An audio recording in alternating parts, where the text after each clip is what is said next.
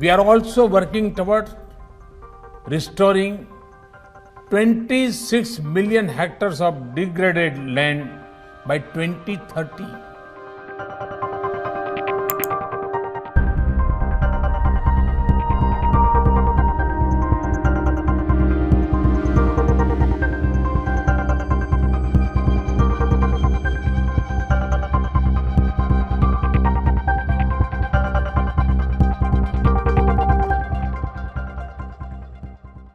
We believe that restoration of land can start a virtuous cycle for good soil health, increased land productivity, food security, and improved livelihoods. In many parts of India, we have taken up some novel approaches. To give just one example, the Banni region in Rann of Kutch in Gujarat suffers from highly degraded land and receives very little rainfall.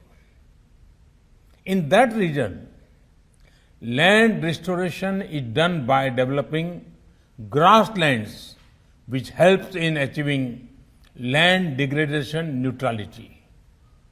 It also supports pastoral activities and livelihood by promoting animal husbandry.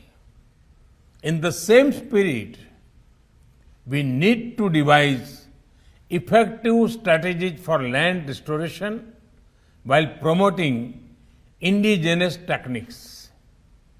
Mr. President, land degradation poses a special challenge to the developing world.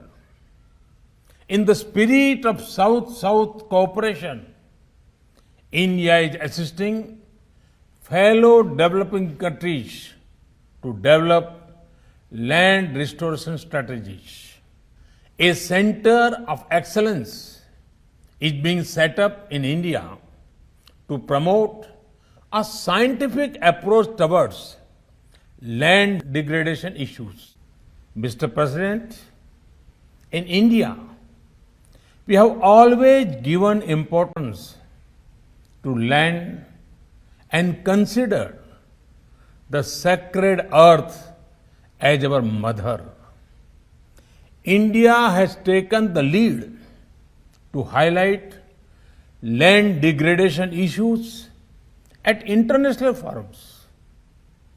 The Delhi Declaration of 2019 called for better access and stewardship over land and emphasized gender-sensitive transformative projects. In India, over the last 10 years, around 3 million hectares of forest cover has been added. This has enhanced the combined forest cover to almost 1/4 of the country's total area. We are on track to achieve our national commitment of land degradation neutrality. We are also working toward restoring 26 million hectares of degraded land by 2030. This would contribute to India's commitment to achieve an additional carbon sink of 2.5 to 3 billion tons of carbon dioxide equivalent.